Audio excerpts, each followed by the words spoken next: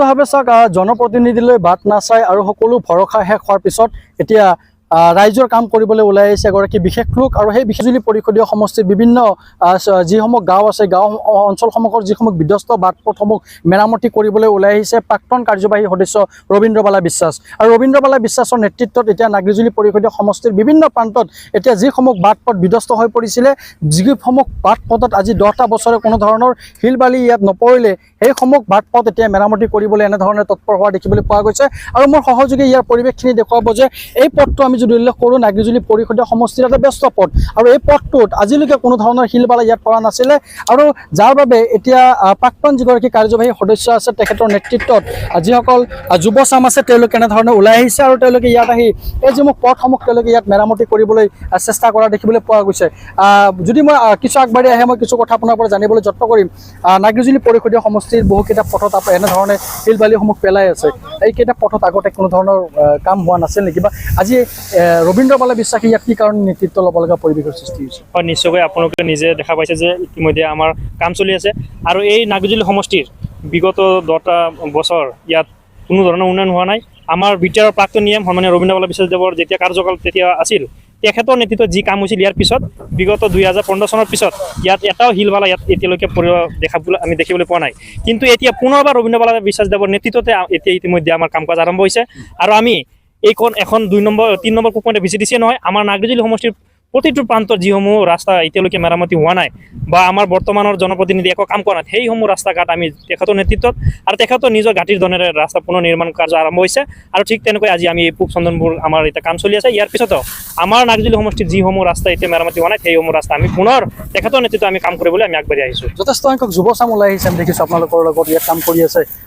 BJP এটা কথা দাবী কৰে যে তেওঁলোকে যথেষ্টখিনি কাম কাজ কৰিছে কিয় এইবিলাক ৰাস্তাবিলাক তেওঁলোকৰ চকুত পৰা নাই বুলি ভাবে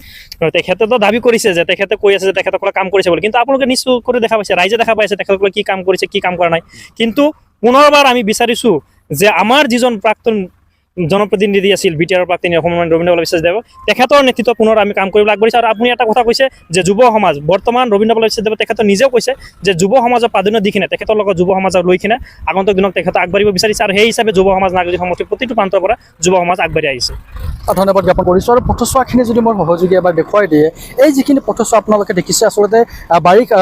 সামান্য বৰষুণৰ ফলতে আচলতে এইসমূহ পথ আচলতে অতি এটা জৰাজীৰ্ণ ৰূপ লৈছিলে আৰু প্ৰায় এখাটো পৰ্যন্ত পানী এই পথেৰে আচলতে বাগৰি গৈছিলে কিন্তু নতুনকৈ এইসমূহ পথ এতিয়া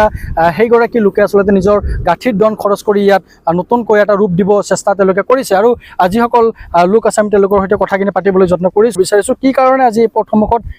সেইগৰাকী লোকে ইয়াত আজি এনেধৰণে শিল বালিখিনি পেলাব লগা পৰিৱেশৰ সৃষ্টি হৈছে বুলি ভাবে প্ৰথম কথা এইটো ক'ম যে অতি দুখৰ কথা যে আমি এইটো অঞ্চলৰ বাসিন্দা হয়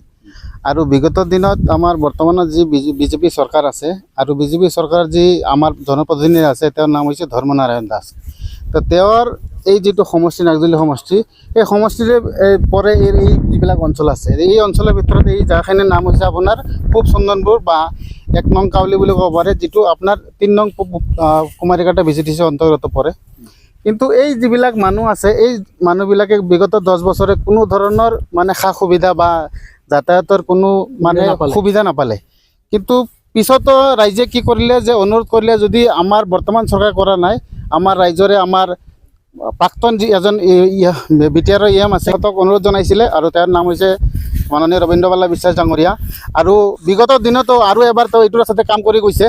আৰু এইবাৰ আকৌ ৰাইজৰ অনুৰোধত তেওঁ আকৌ ৰাইজৰ মাজত আহি কিনে ৰাইজৰ অনুৰোধতে গোটেইখিনি ৰাস্তাবিলাক আকৌ যাতে মেৰামতি কৰি দিছে আৰু যাতে ৰাইজৰ সুবিধা হয় যাতায়াতৰ কাৰণে আৰু সেই অনুৰোধত তেওঁ আজি কাম কৰি আছে আৰু সেই কামবিলাক আপোনালোকে চাই আছে বৰ্তমান গাড়ী চলি আছে ৰাস্তাবিলাক হৈ আছে কেইবা কিলোমিটাৰ জোৰা এটা পথ যিহেতু কেৱল এই স্থানত নহয় মই উল্লেখ কৰিছিলোঁ যে সমষ্টিটোৰ কেইবাটাও প্ৰান্তত যিসমূহ প্ৰান্তত আচলতে আজিলৈকে কোনো ধৰণৰ উন্নয়ন মুখ নেদেখিলে সেইসমূহ অঞ্চলত কিন্তু এতিয়া সেইগৰাকী লোকে আচলতে এনেধৰণে ৰাইজৰ উপযোগী হোৱাকৈ শিল বালিসমূহ ইয়াত পেলোৱা পৰিলক্ষিত হৈছে কিমানকেইটা পথ ইয়াত এনেধৰণে মেৰামতি চলি আছে আজিৰ দিনত আমাৰ ইয়াতে কিমানকেইটা ক'ব গ'লে তাৰমানে যিখিনি আছে আমাৰ এই অঞ্চলত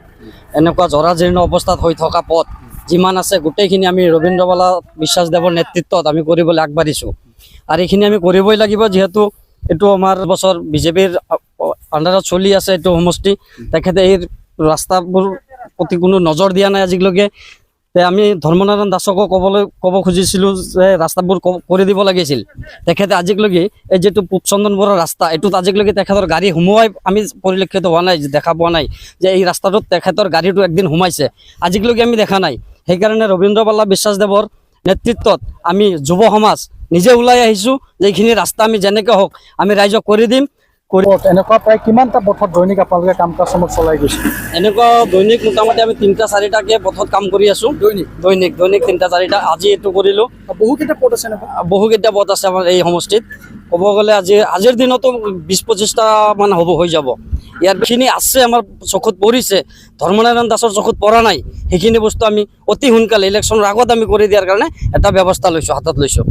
নিশ্চিতভাৱে মুঠতে লক্ষ্য হৈছে এওঁলোকৰ উন্নয়ন আৰু জনপ্ৰতিনিধিৰ চকুত নপৰা যিসমূহ পথ আছে, যিসমূহ বাট আছে, সেইসমূহ অঞ্চলত এতিয়া ৰবীন্দ্ৰ বালা বিশ্বাসৰ নেতৃত্বত এইসকল যুৱ চামে তেওঁলোকে সোমাই পৰিছে আৰু গাঁৱে ভূঞে তেওঁলোকে গৈ যিসমূহ স্পৰ্শকাতৰ যিসমূহ পথ আছে পথসমূহ তেওঁলোকে বাছনি কৰি এনেধৰণে মই উল্লেখ কৰিছোঁ দিনে নিশাই তেওঁলোকে এনেধৰণৰ যিসমূহ পথ আছে শিল বালিৰে পৰিপূৰ্ণ কৰি এই পথসমূহ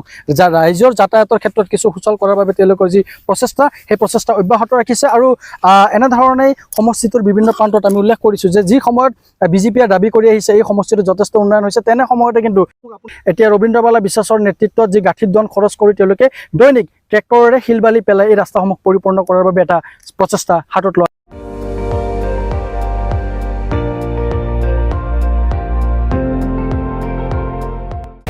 আপুনি চাই আছে ND24, সৰ্বশ্ৰেষ্ঠ নহয় সৰ্বোত্তমৰ দৌৰ।